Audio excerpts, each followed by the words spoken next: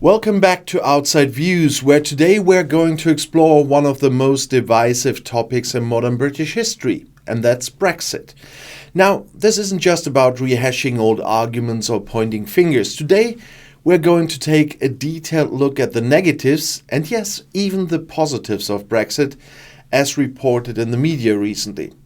So let's dive right into it. In October 24, a citizen journalism group put together a dossier that contained over 2,000 examples of the negative impacts of Brexit. Yeah, you heard that right. Over 2,000 examples. And in stark contrast, they identified just 39 positives. That's quite the imbalance, and it gives us a sense of the scale of the challenges that have come with Brexit.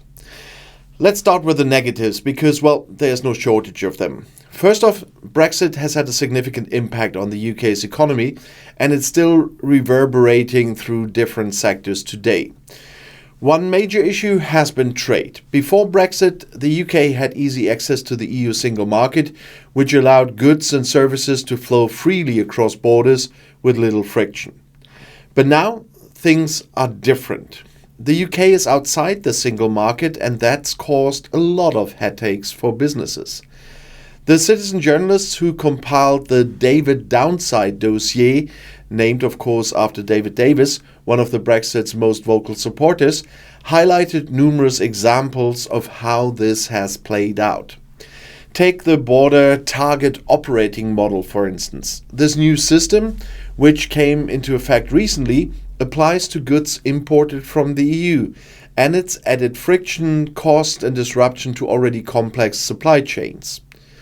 But what does this mean for businesses? Well, it's harder for them to get the goods they need from Europe, and when they do, it often costs more and takes longer. That's not just an inconvenience, it's a serious issue for industries that rely on timely deliveries like manufacturing and retail. And speaking of transport, the haulage industry has been hit particularly hard by Brexit. The exodus of EU lorry drivers from the UK after the Brexit vote has left the British haulage and logistics sector facing an acute staff shortage. This has created a looming crisis for industrial and retail deliveries. In short, it's harder to get goods where they need to go, and it's more expensive to do so. And that's not even mentioning the delays at ports, the paperwork, and the extra red tape that businesses now have to deal with. It's no wonder that many UK companies are feeling the strain. Now, let's talk about the impact on specific industries, starting with arms manufacturing. According to the dossier, UK arms manufacturers have faced long delays in exporting weapons overseas, again due to Brexit-related red tape. This is a sector that traditionally thrived on the UK's ability to trade globally, but Brexit has thrown a wrench into the works. The delays mean that British manufacturers are losing out to competitors who aren't dealing with the same bureaucratic hurdles. It's a similar story when it comes to entrepreneurship. The UK has fallen in global rankings for entrepreneurship, scoring poorly on infrastructure, ease of the entry for foreign workers, and, you guessed it, red tape linked to Brexit. This is a major problem because entrepreneurship has always been one of the driving forces behind the UK's economy. The more difficult it becomes to start and grow a business, the more the economy suffers as a whole.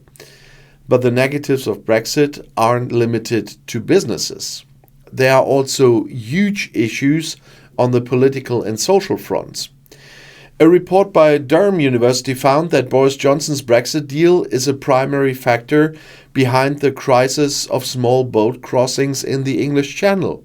Yeah, you hear that right. This is a humanitarian political nightmare that has been exacerbated by the end of a deal on returning migrants which used to be in place before Brexit. Without this deal, it becomes far more difficult for the UK to return migrants to EU countries, and as a result, the number of small boat crossings has skyrocketed. There were no recorded small boat crossings until 2018, but now it's a major crisis. And this is one of those unintended consequences of Brexit that few saw coming, but it's having a real and damaging impact.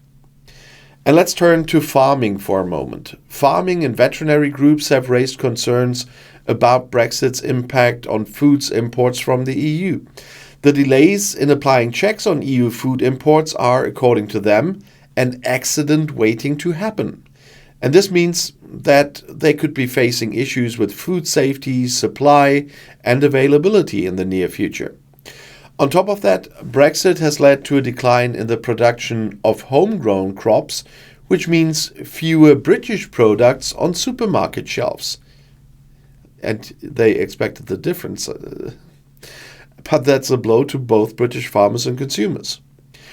Moving on to education, the dossier highlights that the number of EU students placed on academic courses in the UK has plunged by 56% since Brexit.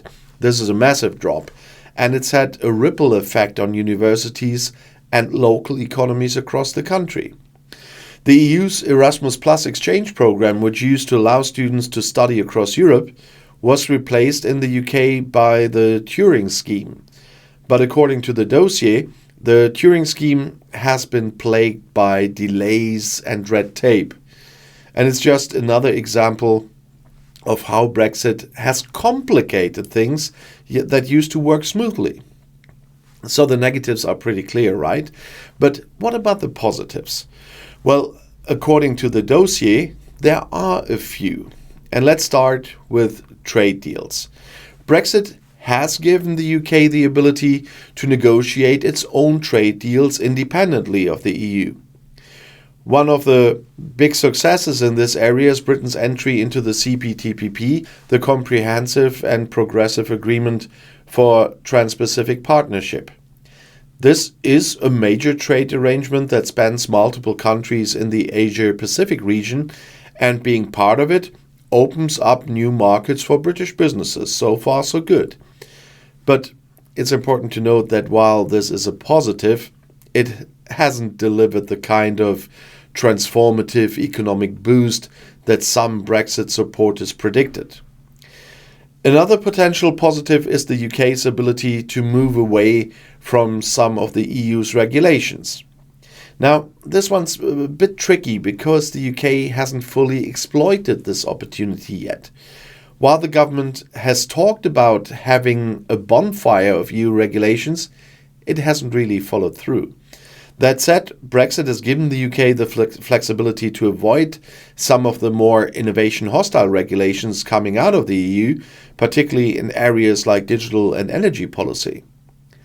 And there's also the possibility that Brexit could make it easier for the UK to implement changes in energy policy more quickly than if it were still part of the EU. But again, this is a long-term benefit that may not be fully realized for years to come. So in conclusion, what do we make of all of this? The negatives of Brexit are well documented, and they far outweigh the positives at this stage. From trade disruptions and staff shortages to political crises and the impact on education, Brexit has created a host of problems that the UK is still grappling with. The positives, while real, are limited and have yet to fully materialize. And that leads us to the big question, was it worth it? For many, the answer is no. Brexit was sold as a way to take back control, to regain sovereignty, and to open up new opportunities for the UK. But the reality has been far more complicated. And as the dossier makes clear, Brexit has become all too real for many UK companies and citizens, and it's not the utopia that was promised, or a unicorn. As we move forward, it's crucial for the UK to find ways to mitigate the damage and hopefully make the most of the opportunities that Brexit does offer. But one thing is for sure, the debate over Brexit isn't going away anytime soon.